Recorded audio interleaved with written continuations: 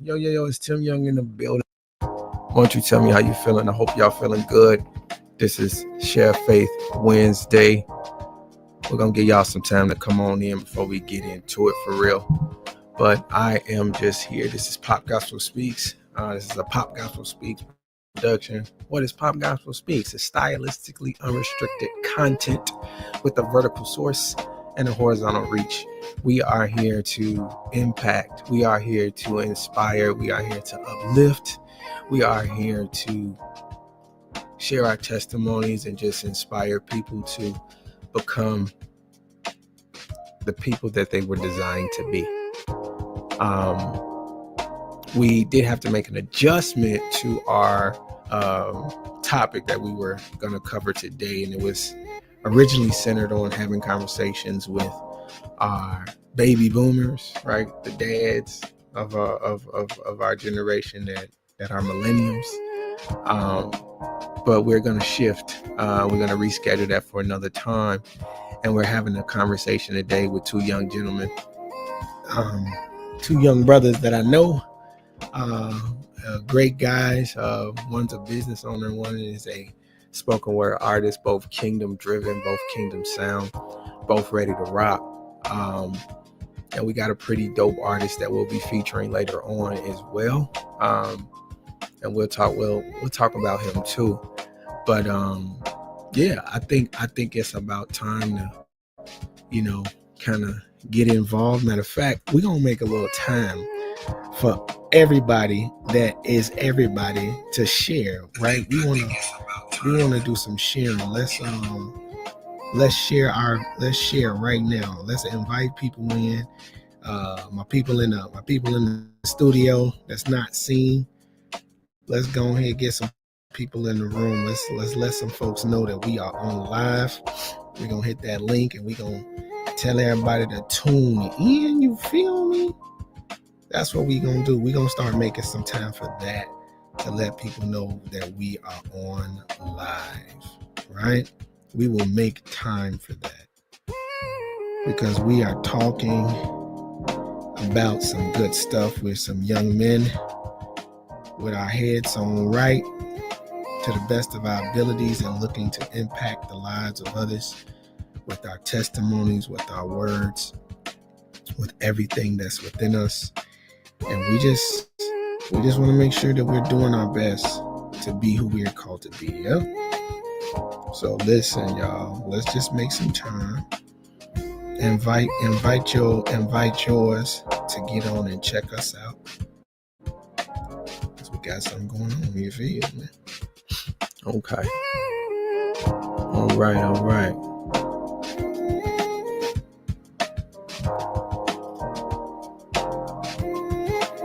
Okay.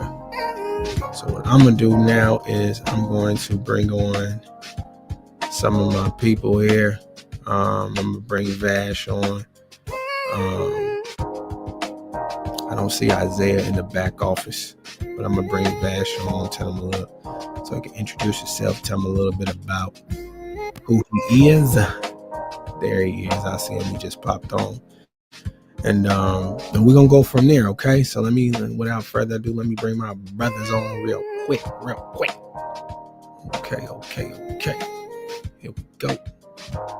Bam. Here's one. Bam. There's two. And we're gonna do something like that. You feel me?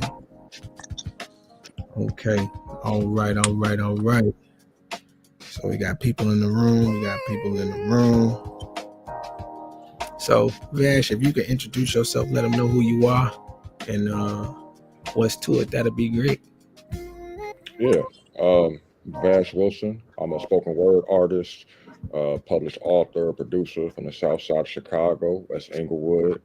I've been doing poetry since 2008. And at the time, I didn't know that's what God was calling me to do. But lo and behold, that's what I am. No, man. I've just been doing poetry, been doing a lot of writing, and I just recently got into producing variety shows and stuff with the like last year.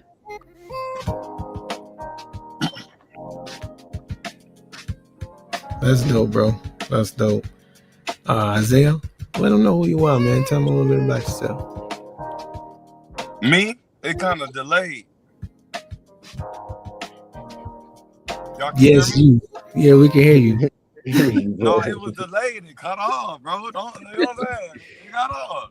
You're good. Man, first, I consider myself to be a son of God, for sure. You know what I'm saying? And anything else after that, it's cool.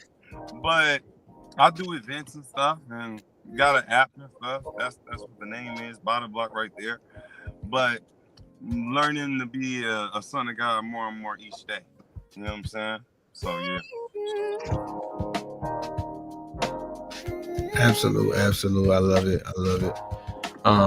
Okay. So let's get into it. I'm trying to I think I ran into a little issue with going live on your page, Isaiah. I'm running into some issues. But I'm gonna try to figure that out as we go. But let's get into it. So got a question. Well, I'll start off with a statement and just kind of pose it from there. So essentially, I'm gonna do it just like this. I'm gonna do it exactly how we put it on the page, right? The title is "I Know I Win, but How." Ever been sure of the victory but uncertain of the path? Have you ever been sure of the victory but uncertain of the path? And how did you, and just being brutally honest, right? How did that emotional roller coaster, how was that? You know what I'm saying? What did you experience moments of disbelief, right? Some of us, I'm pretty sure we all know the story of Job. But sometimes what you don't hear on a pulpit is how Job got down. I'm talking, he didn't curse God, but he cursed the day he was alive. And not only that, he began to question God's judgment, his moral compass. Job began to question God and begin to feel that God was punishing him for something that he didn't even know he was doing, right? All to find out Job needed to be humble and understand that one, God is all knowing. He had it under control from the jump, and he turned around and blessed him after that, double what he took away, what he allowed the enemy to take from him. So in knowing, we're not Job in certain situations, because we have a knowing that we win in God. We have a knowing that we win. But when it gets tough, when you find yourself in situations where it's difficult and you're losing, are you losing? If so, what does that look like? How did that feel? What was the journey like? I use the metaphor of watching a pre-recorded game and not knowing the outcome versus watching a pre-recorded game and knowing the outcome. What's the difference? And how often are we actually in our emotional roller coaster and still kind of forgetting that we win in the end? Does that make sense? I know does that make sense? It makes sense. All right, cool. So what do you have a story? Do you have a moment that you can share where you've experienced that? And in the rawness of it, where were you mentally, emotionally, and spiritually? Go ahead, Vash. I feel like you want to kick it off. Man, so it I want to say back in 2021, right? I got the idea of my first novel called Curse. I got that in Men's Fellowship, right? God just dropped down this idea. Like, I was paying attention, right? Because it was just three of us in there on a Zoom call, and we were just going over the word, and the idea just popped in my head. It was just like, hey, there's going to be a person that has superpowers, but every time they use it, they lose a little bit of their life expectancy and they don't know how. So God literally came, dropped that, and left. Right? In that whole moment. And I'm just sitting there and they're still going on talking. And I'm just like, I'm trying to hear what you're saying, but you just dropped this and like, I don't know how to even process right now. But I took that and I started just going along with it, right? I didn't know how that was even going to get funded as far as like doing the book, because writing the book is expensive. But I didn't know how I was going to get there. But also in the midst of that, with COVID being a thing, I lost maybe about 3 or 4 family members back to back to back. One of them being my mom.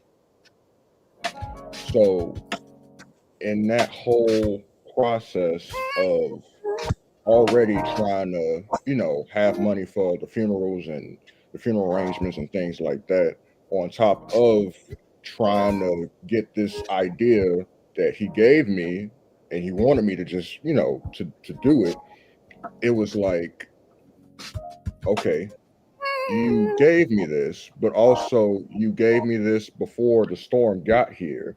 And now I'm in the midst of this whole storm. Everything is going left. Everything that could possibly have went wrong. I lost my job. Like I lost my job that was paying me some good money.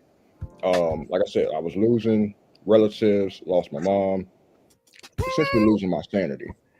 And I still had faith in God, but at the same time, I was really questioning, like what are we doing here? You know what I mean? Like you told me all of this, you brought me this way, and I'm feeling all these range of emotions. It feels like I can't even catch my breath because everything is happening one after another. But what wound up happening is that God placed a whole bunch of people around me that took care of me, right? As far as like praying for me, checking in on me and everything else. And it wasn't just like, it's one thing to have friends check on you, but it's a whole nother thing to have friends that are children of God, like coming around you and covering you and praying for you and speaking life into you. So having them do that really helped my emotional, from standpoint, also my spiritual standpoint.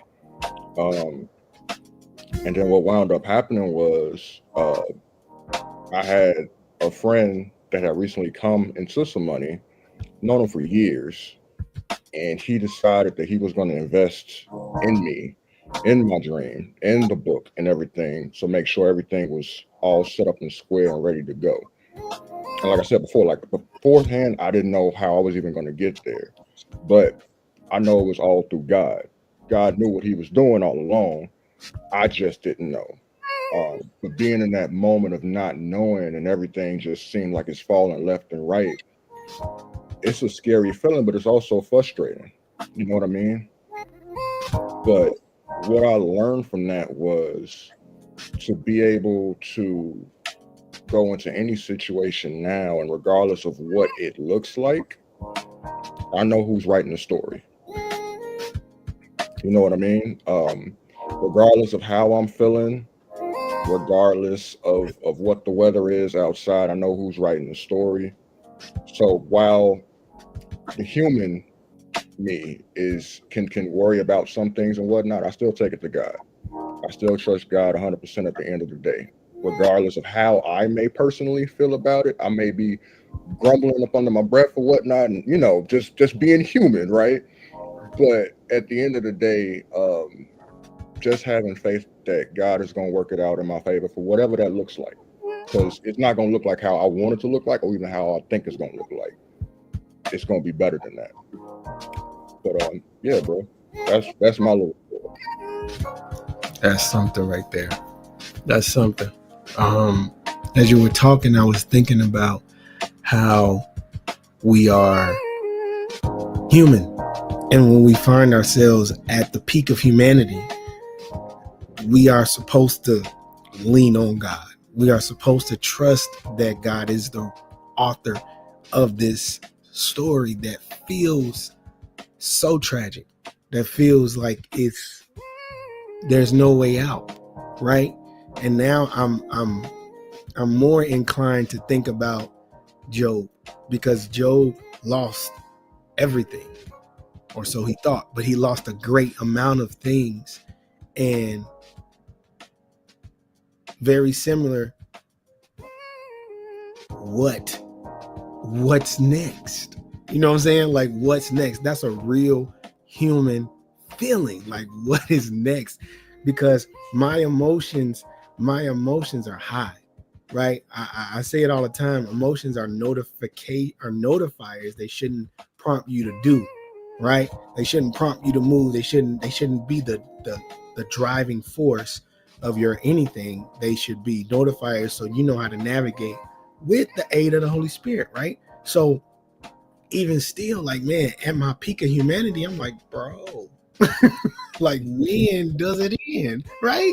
When does it end? When do we get to that place where it's like, man, I trust you? And I feel like that's definitely what you were saying. And it's like, it's a humbling thing. Yeah. It's a humbling thing to be able to be like, I trust you. I tell my son all the time, you cannot allow your emotions to dictate your actions. Because if you allow that to happen, you're going to find yourself somewhere else. But thanks be to God for God in your life and him giving you that peace in the midst of losing so many loved ones, man. Prayers up to you, man. Definitely praying for your strength. But thank you for sharing, man. I appreciate that vulnerability. And that's what it's all about. You know what I'm saying? Being able to come in and share those kind of messages is crucial. It's crucial. Isaiah, you got anything to share with that? And then after that, you can go right into your little segment. My guy. Man, it went out at the end of it, but from the part that I heard, especially about the part of COVID and like what Tim just mentioned, and losing your mom and losing 4 family members and the job, and it's like some people, man, they might have crashed out. You know what I'm saying? Just said, I don't want to be here anymore. And I get that feeling. You know, I've been there before. So for you to trust God and make it through, just know he has a lot in store for you, and I already see that. You know, God gave it to you because you can handle it.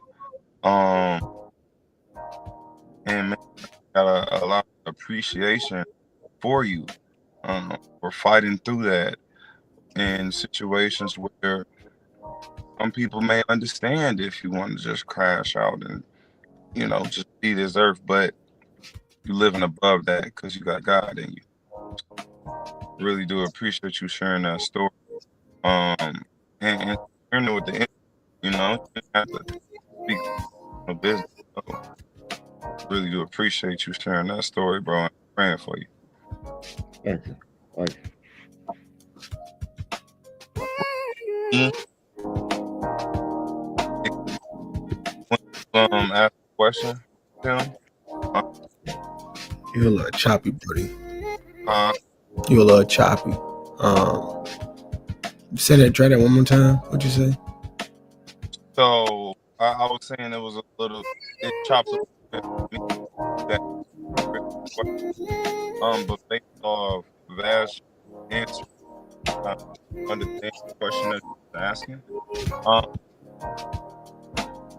For me,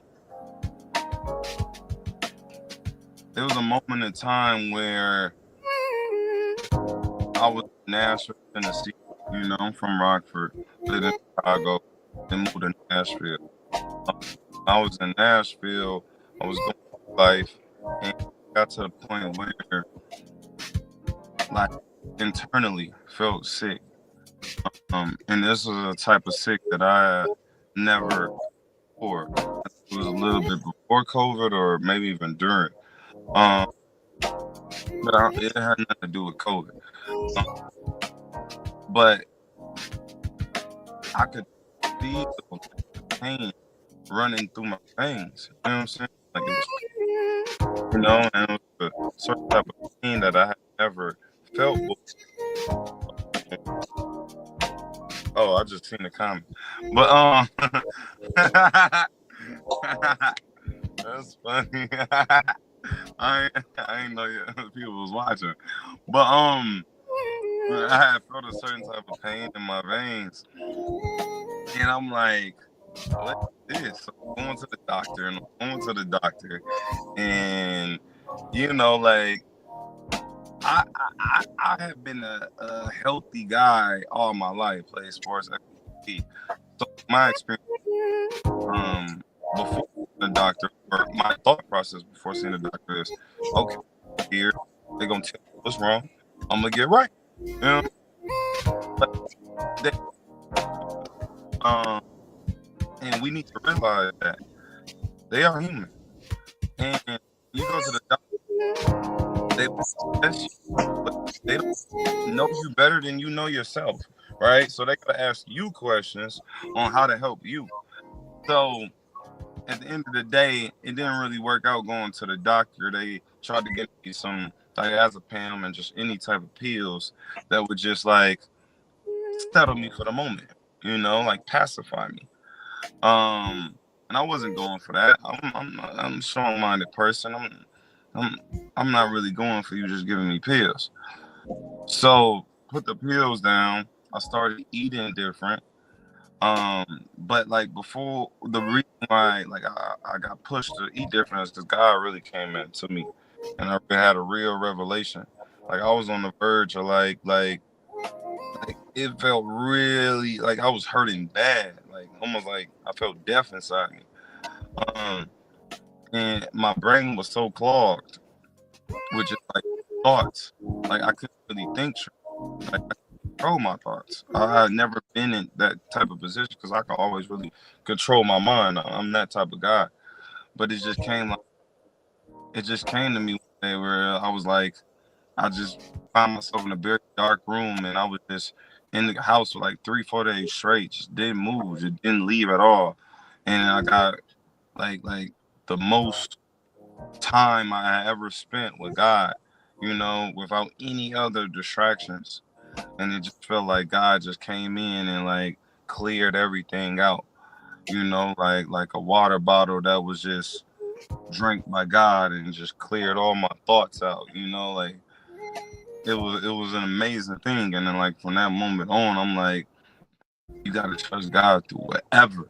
Like this is, like when you growing up, you're always told to trust God, right? And you're always told to love God and put your faith in God. But until you really get to that situation where it's like life threatening, you're about to die, you don't really feel it as much as you could feel it. It's not really in your spirit.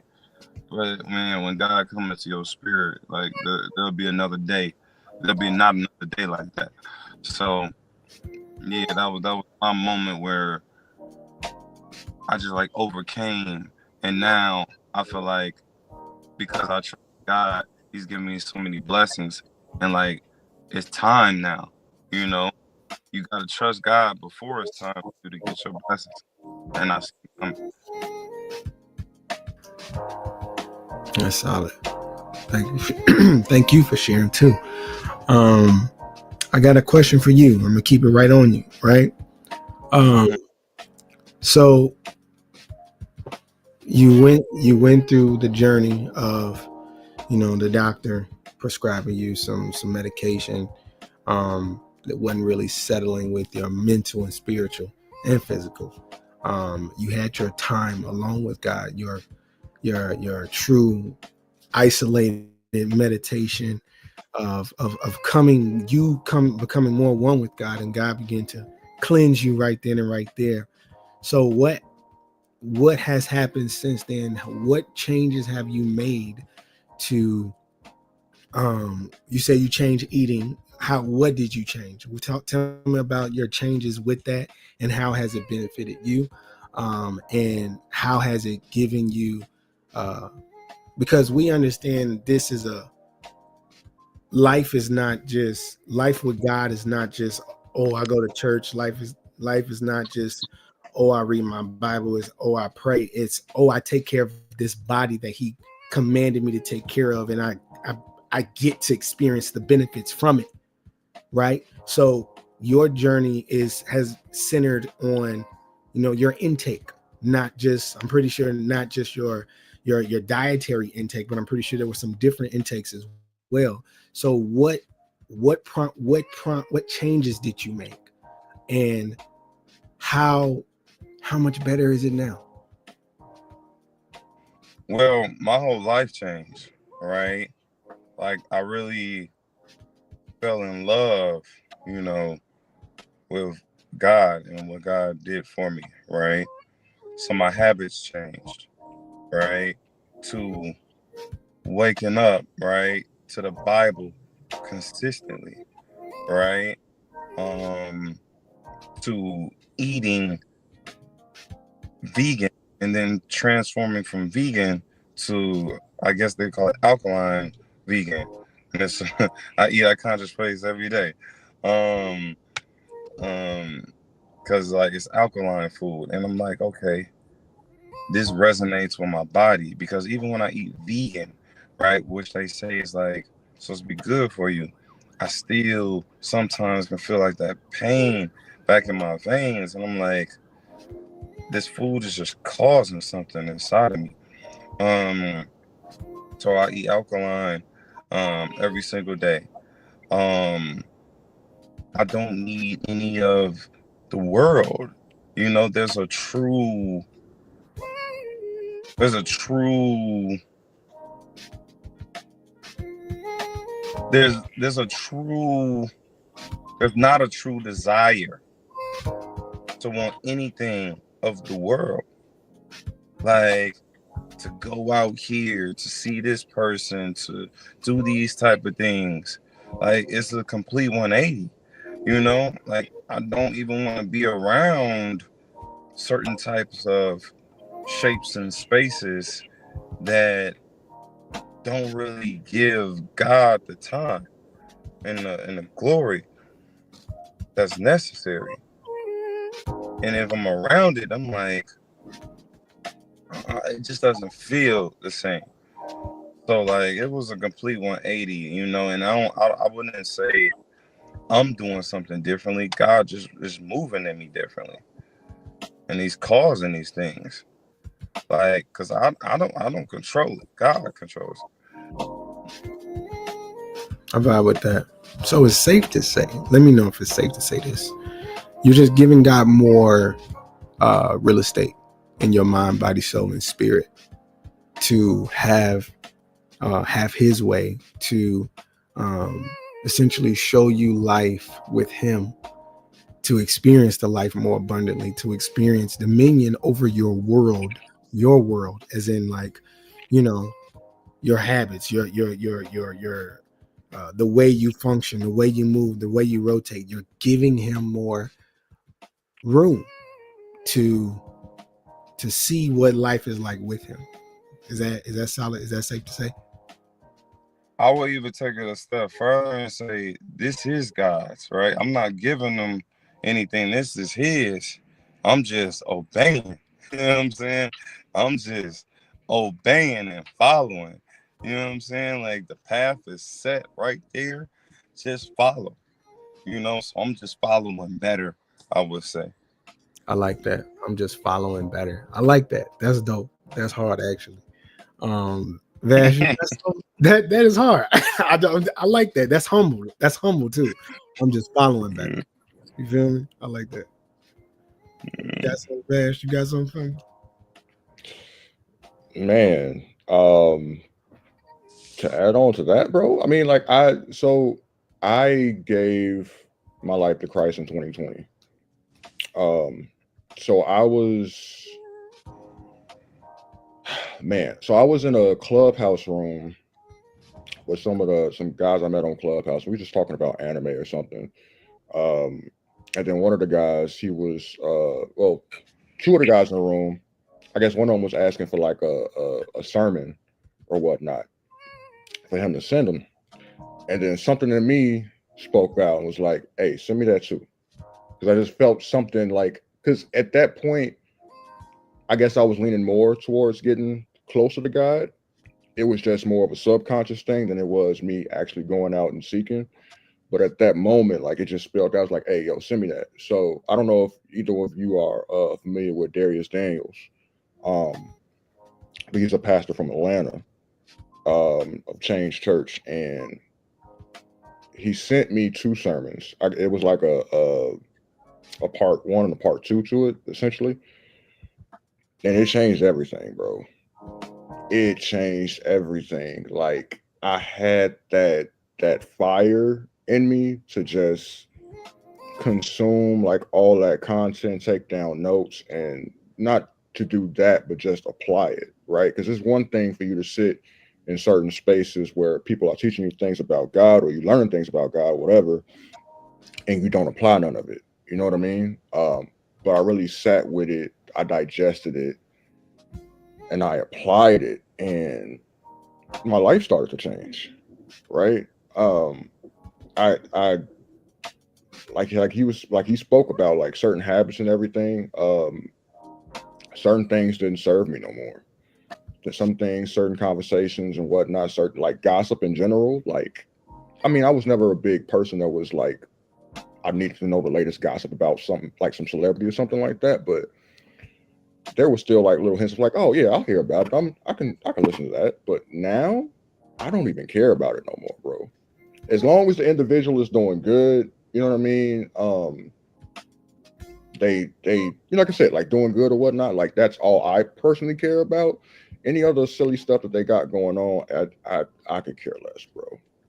You know what I mean? But it's really been transformative. It's been a renewing of the mind.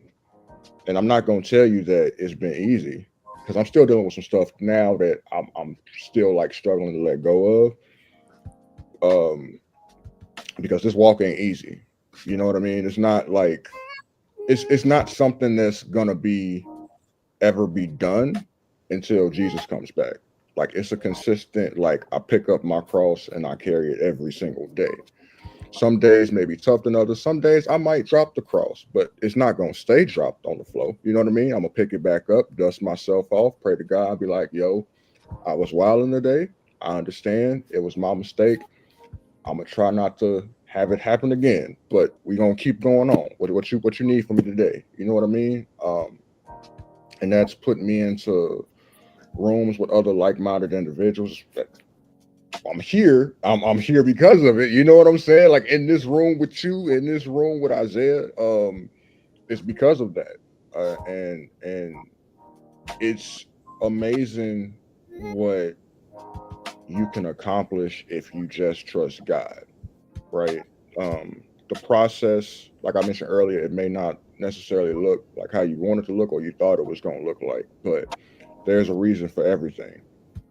Like when I was going through the things with my book and like all the deaths and everything else, there was a reason for that. You know what I mean? I wouldn't know it until later, you know what I mean? But there was a reason for it. And if I had to go back and change it, I wouldn't. Like knowing everything, like on the other side of everything, I wouldn't. And I know it's kind of sort of crazy to say because I lost people, I lost my mom and everything, but it's seasons for certain things. You know what I mean? Certain seasons for things to be let go, certain seasons for things to, you know, for you to receive it, for seeds to blossom and everything else like that. So yeah, man, for me, it's all about just the process of it all. I'm enjoying the journey. Whether I may not look like it, I may have a look on my face like, really? I'm here. I did everything you asked me to, and this is still happening. But like, at the end of the day, I think that the journey is mad important because you learn so much. And a lot of people take that for granted because they just want to get to the end result. But you get to the end result, you don't know how to deal with everything when you're there. But through the journey, when you finally arrive there, you fully equipped to handle whatever it is that it throws at you. And I'm learning more and more about that as I get closer to God. Whew. That was real heart heavy. Just knowing your testimony and hearing you say, I wouldn't have changed anything. It's getting me emotional just thinking about it, man. Because that is a true definition of trust in God. That is a true definition of not allowing your circumstances that you can feel, see, touch, not letting the tangibles affect your allegiance to the Creator. A true definition of it. A true definition.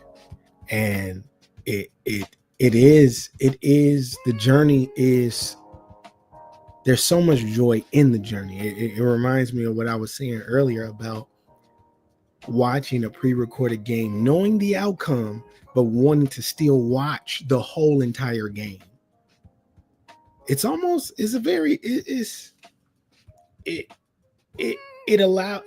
makes me think about my journey, my life. You know what I'm saying? I get a chance to, because once again, it's pre-recorded. Our life is predestined, right? So it's already established. So we are just in time while God is on time, and he allows us to know, hey, guess what? Oh my God. Woo. Man, although I have to take her, him, them, and these others, you win. On the other side, oh my God. On the other side, I'll share a little bit of my testimony.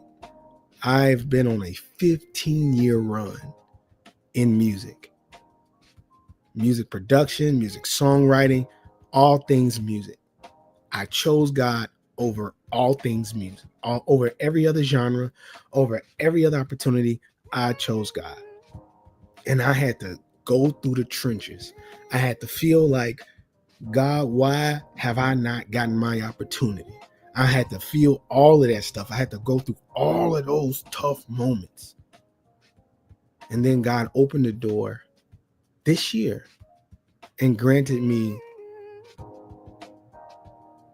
a dream job, a dream career. I am a sync manager and producing artist for a Christian publishing company. And we're making music. Come on. We're making music for TV, commercial, and film, bro.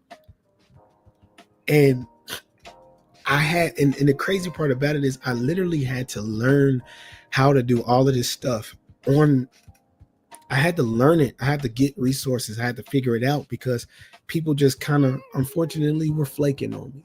And I had the moments where I took it personal.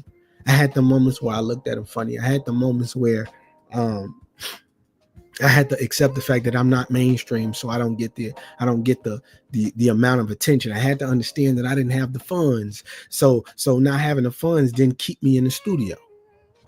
I had to understand that it wasn't all together with me. I didn't have it all together yet. So yes, you can spend that initial dollar, but when you got to come back, I ain't got the money. I can't come back.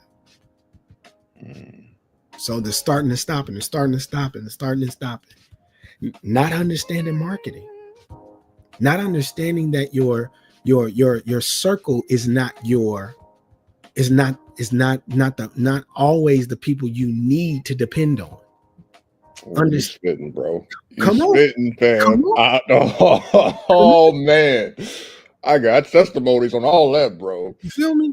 Not understanding that, like putting so much pressure on the people I can touch, and understanding this is for a larger audience on top of them, and not stopping when they have done their part. They are one of 999,999. So if you're trying to reach 1 million, that's one, fam. Keep going.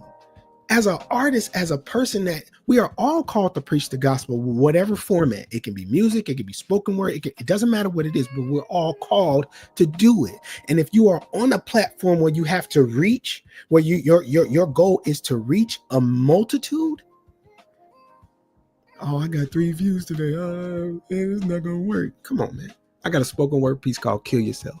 And it's about killing that flesh so you can tap into the spirit, man, so you can never lose sight of the principles that we're talking about right now. In the end, God wins. I win because I'm a part of God. Man. So my goal is to spread out. Is to not stop and to keep going. I got a testimony already. This is the week 3 of being consistent. It's 5 people watching, man. It wasn't like it might have been 1 or 2 last week, but it's growing. To God be the glory. I'm gonna shut up. I know you got something. Come on, bro. I'm sorry, fam. Because it's just it's like boiling over now, dog. So just recently, right? So last month was National Poetry Month. I told myself, and this wasn't even for just this specific part of time. I told myself, like, I want to do this last year, I think the December of 2024, I wanted to do it originally. I wanted to do 30 days of poetry. I write a poem, I record the poem, and I post it. And me not having so many followers and everything, and having a lot of people that's on my page that's friends, not just like total strangers and everything, I was thinking to myself, like, bro, like, I don't want to do it. Like, I don't know how it's going to come off good or not. I don't know if people are going to rock with it. I don't even know if I'm going to annoy people with it, because it's 30 days. Like, you got to see my face for 30 days. You own this app. You know what I mean? The algorithm going to show you my content at least a few times out the week. If not every day, a few times out the week. And last month, something in me was just like, hey, now's the time. So I wound up doing it. I did 30 days of poems, and I put them all up on my Instagram, TikTok, YouTube, all of that. And I was really hesitant on doing it, because normally if I'm doing poetry, it's either in one of my books or either I'm performing, not something that I'm just doing it on the fly or whatnot. Like, it's rehearsed, you know what I mean? Like, it's polished, it's nice before it goes out the door. But for these 30 days, that wasn't the goal, for it to be as polished, as nice as possible. The goal was just to be consistent, to put it out there. So for 30 days, bro, for me feeling hesitant for doing it, for me feeling like people are going to get tired of seeing me, like it's going to be like spam essentially. Bro, so many people reached out to me thanking me for doing that, because the pieces that I wrote, they were able to identify with it. They were able to be like, yo, like, this came at the right time. You know what I mean? And these ain't people that I know. These ain't people that I ever talked to. It's just something that I created, something that God put in me to do. And I did it. And it wound up helping people. And for me, like, that's the biggest thing. Because I write, like, that's like that's the heart, and that's the centerpiece of why I do my art, right? My poetry, at least. Because I wanted to be able to help people not feel so alone with whatever they're dealing with. Because we all go through heartbreak. We all go through struggle. Every day is not rainbows and sunshines. Some days it's tough. You know what I mean? And everybody don't like to talk about the tough days. They want to crash out, right? They want to talk about the good things and everything else, but they rarely ever want to talk about, like, the bad things, the ugly things. That's where I like to do that, right? I like to use myself as an example, because I'm not perfect. I've messed up. I've done a lot of things that I shouldn't have even been doing. But to be able to speak to those things in an art form and to be able to share it with other people that are struggling and going through the same thing or have been through it.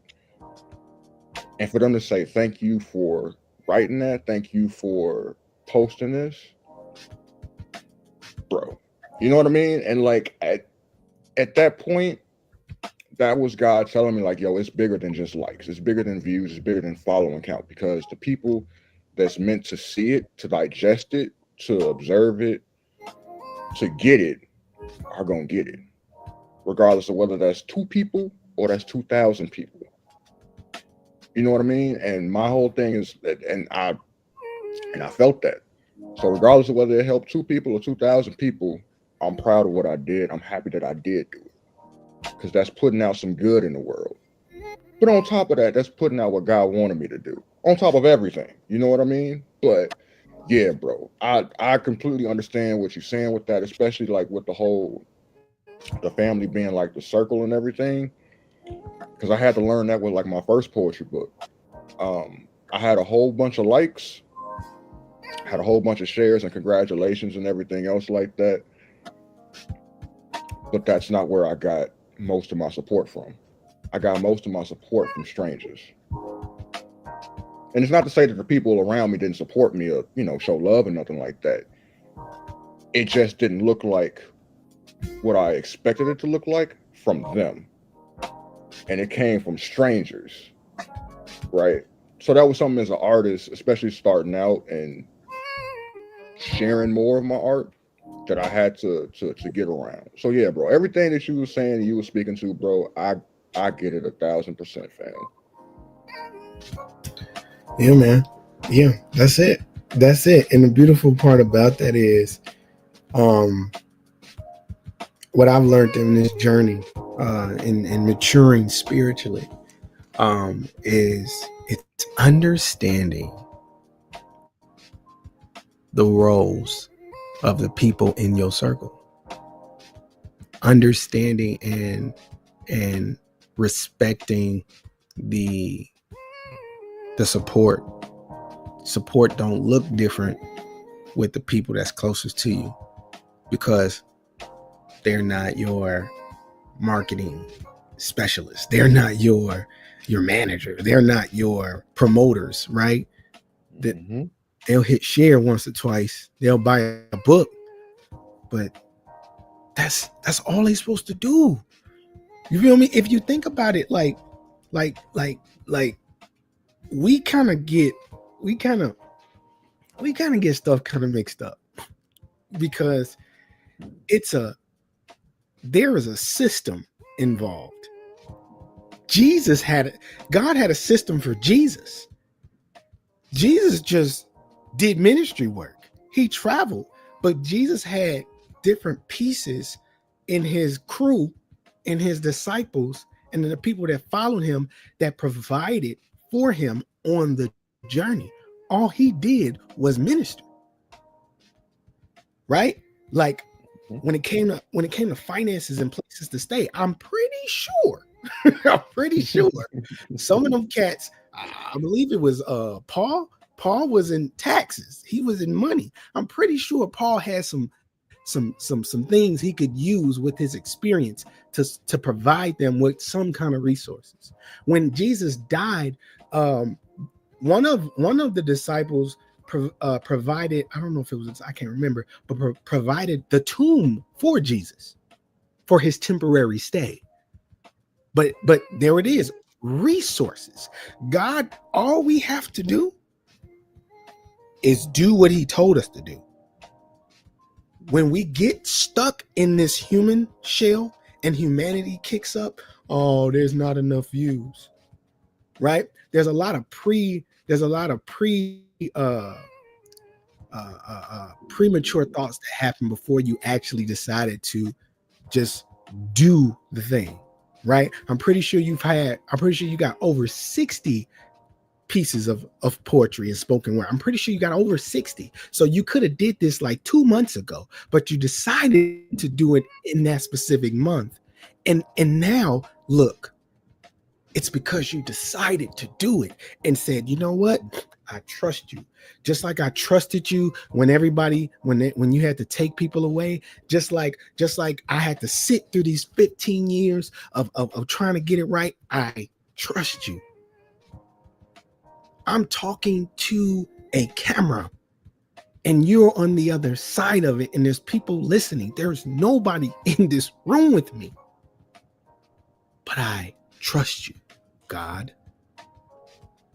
I trust you regardless of what's going on.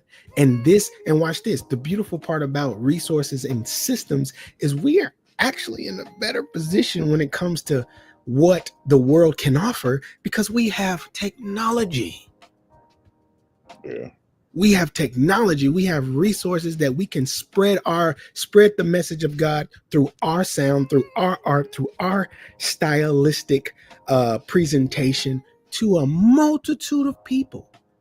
And as long as we do it when God tells us to do it, he's going to move it. And then there's systems in place that he allowed to transpire. So when there is consistency, there is reward.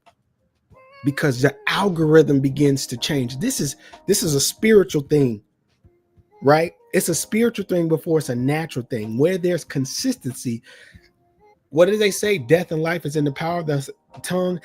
They say, speak it, write the vision, make it plain. Habakkuk 2:2 in the message says, write the vision in large letters so you can see it on the run. Because you're moving in the direction of what you're speaking.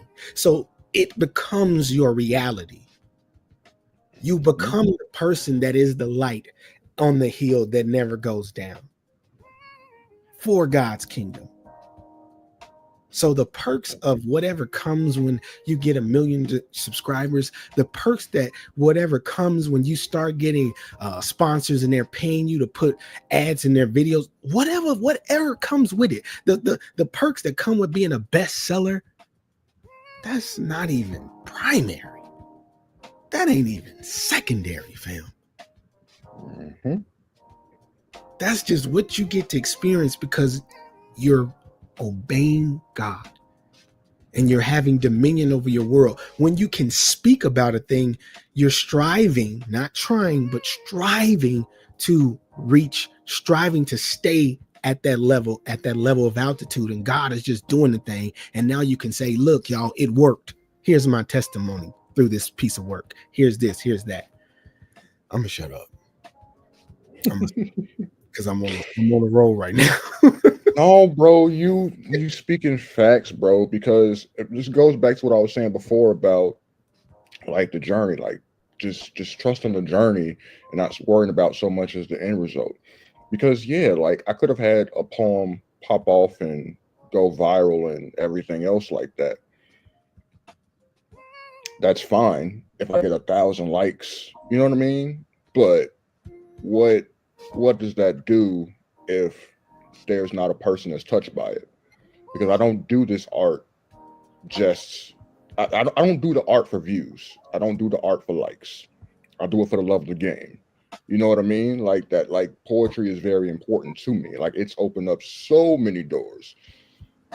And for me to be consistent about it now, like it's even with me doing what I did last month, it's caused me to be more confident in showing up and showing my art, regardless of if it's 2 minutes, if it's 5 minutes, like whatever, not caring about if it gets views or likes and whatnot, because you don't know who's watching. Because not everybody that does watch it comments.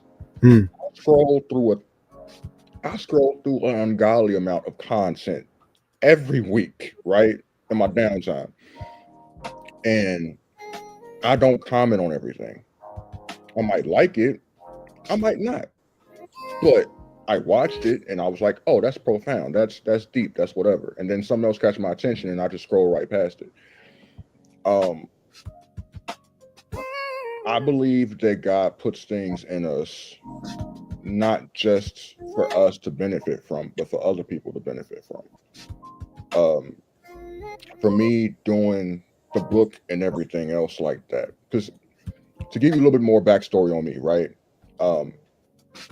because you've met me before. So I'm 7 feet tall. I don't hoop. Okay. I hoop, but I don't hoop. You know what I mean? You understand what I'm saying, right? So like I play ball, but like I'm not going out there every week to find a court to dunk on somebody. That's not me, right? But it would be me. But go ahead.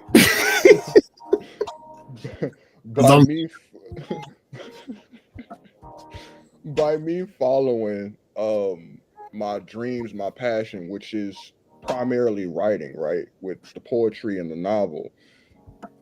That's not only it's done things for me as far as open doors and stuff like that, but it's also helped inspire other people. Because I don't come from money, right? I'm from the south side of Chicago, West Inglewood. If you know, you know. If you don't know, it's the hood, fam. It's rough out here.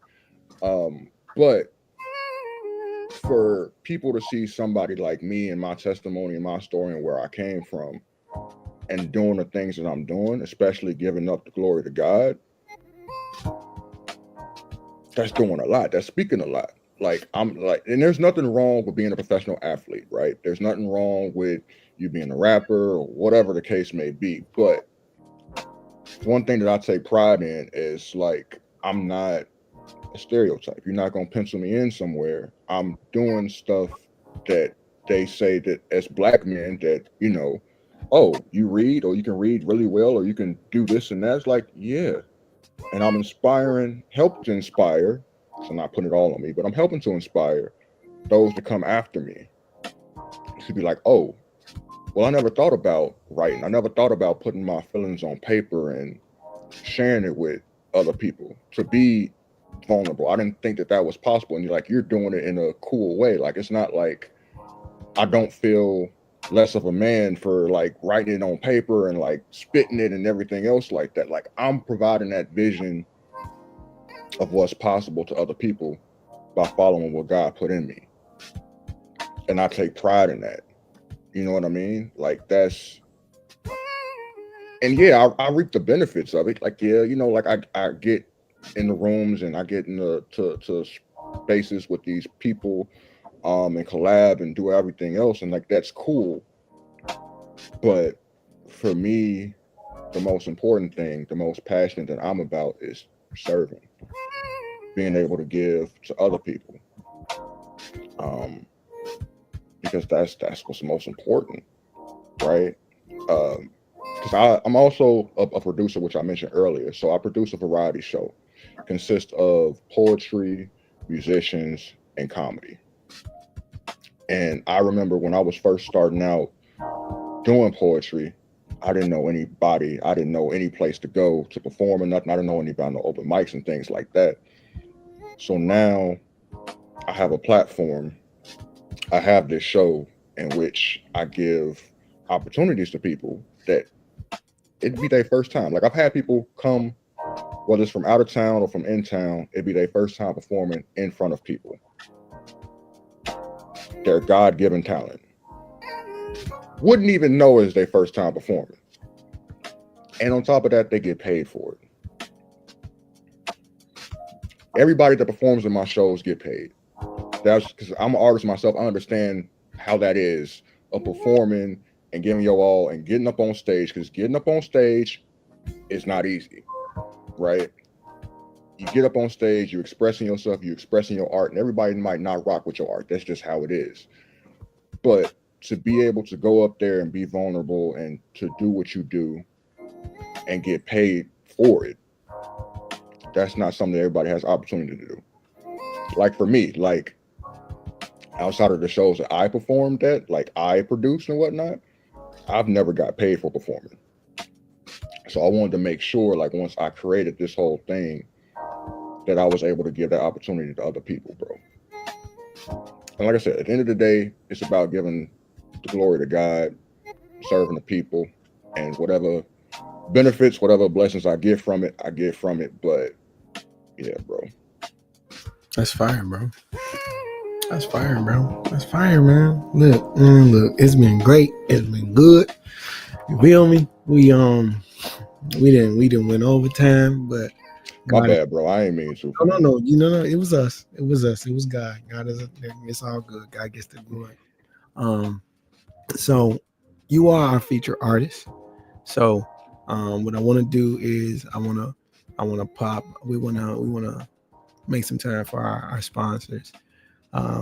We got a couple sponsors that are sponsoring the show, and we want to get them their love. And then what we'll do is me and you will come back, and you can introduce the work that you'll be sharing with us, and then we'll close it out. All right. Sounds good, bro. Awesome. Well, listen, y'all. I hope y'all enjoyed the time. And we're just gonna hear from our excuse me. We're gonna hear from our sponsors, and we're gonna go from there. Okay.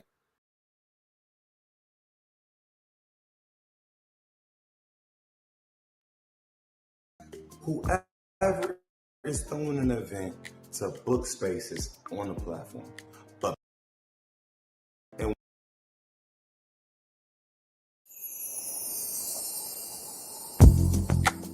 today's episode is sponsored by Bidabloc. Now, what is Bidabloc? Bidabloc is an immersive event platform that allows you to book venues, spaces, and allows the event planners, promoters, curators, hosts, whoever is throwing an event to book spaces on the platform. But Bidabloc takes it one step further, maybe like 5 or 10 steps further. We do a lot more. And one thing that we do is sponsor campaigns, right? Now with any event that's a month out, 2 months out, 3 months out, right? You have to promote it. You have to continuously promote it. During that journey, you may need sponsors, you may need influencers to help you promote your event. Well, with Bidabloc, it's an all-in-one platform that helps you find all of that. And one sponsor that we're working with today is Thrift LLC. I need some hand claps for that, because Thrift LLC is a Black-owned thrift boutique and event space on the southwest side of Chicago. They carry men's clothing, women's clothing, accessories, vinyl, and housewares. In addition, Thrift carries the product lines of 17 other Black businesses, including items like body butters, oils, candles, greeting cards, patches, soaps, and more. And guess what? I got on a Black-owned Christian business. I'm advocating for them to be in Thrift LLC. But Thrift LLC is a space where Black-owned businesses that are looking for a brick and mortar can also store their clothes as well. Host your event in their indoor event space for anything from weddings to networking events. Thrift is a community hub, always looking to collaborate and get into the community. You can find them at Thrift LLC on TikTok, IG, and Facebook. IG, Instagram, if you didn't know, or on their website, thriftllc.net, thriftllc.net. And again, if you're looking to activate that event, once you book that space, hit up Bidabloc. All right, now, we're going to talk to you later.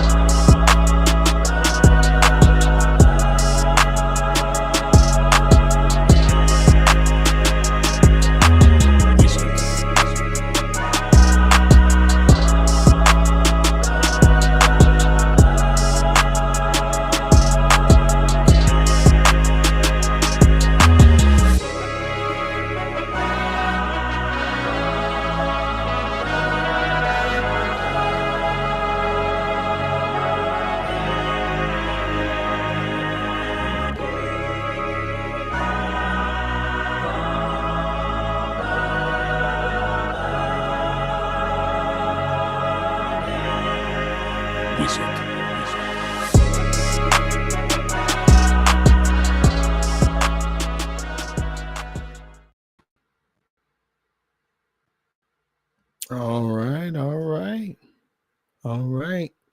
So we're gonna bring my brother Vash Chance back up, and we're gonna let him introduce his work, and we're gonna go from there. Oh, here, brother.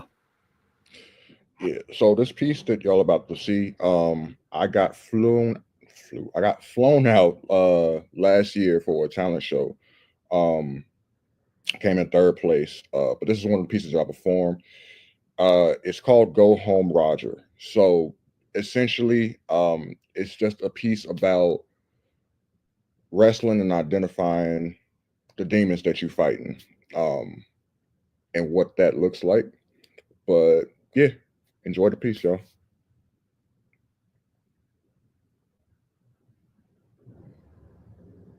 I like the peace and quiet that the early morning brings. Like before the world wakes up, when I close my eyes, I can see you staring at me. And when I open my eyes, you manifest right before me. Yo, what more do you want from me? Isn't it enough that you took everything that I hold dear? I mean, my family has distanced themselves from me. My friends barely want me around.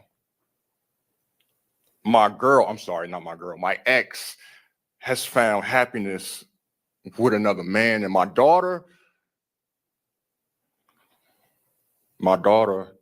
has found a father in another man.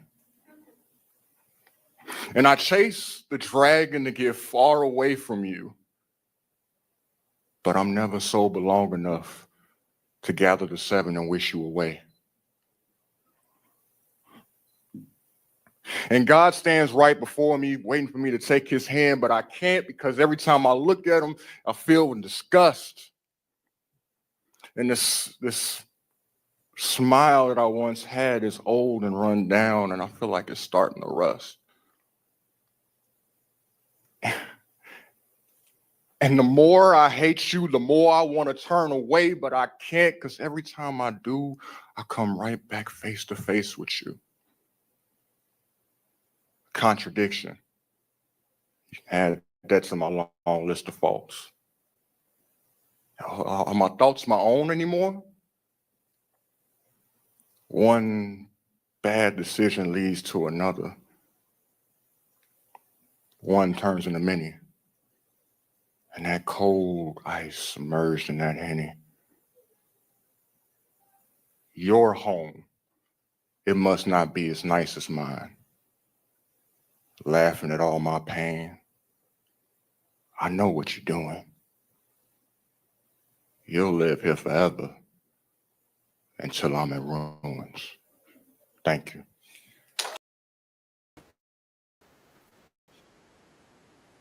Sheesh. Sheesh. That was it. Thank you. That was heavy. That was heavy, bro. Man. Listen, tell everybody where they can find you. Yeah, man. So my website, vashwilson.com. That's where you can get all my books. That's where you can keep up with everything I got going on as far as show-wise. And I got links to all of my socials, YouTube, all that good stuff. vashwilson.com. That's where you can find me. Solid. Well, listen, man, we thank you for coming on, man. We wish you the best. This won't be the last time you'll be on here. And we just look forward to getting into it, man. God bless you. And I'm gonna go ahead and close this out. And we'll go from there. God, we thank you for this opportunity to come to you in prayer. We thank you, Lord, for a great session. I believe faith was shared. And we just ask that you be with us as we go about the rest of this day. Be with the listeners that have watched, that have tuned in, that will watch this on the rebroadcast, and allow it to do something to their mind, body, souls, and spirits that wants them to, that drives them to want to draw closer to you. We'll be so careful to give your name the honor, the glory, and the praise. In the name of Jesus, we pray. Amen. It's Tim Young. This is Share Faith Wednesdays. Pop Gospel Speaks. Be blessed. We out.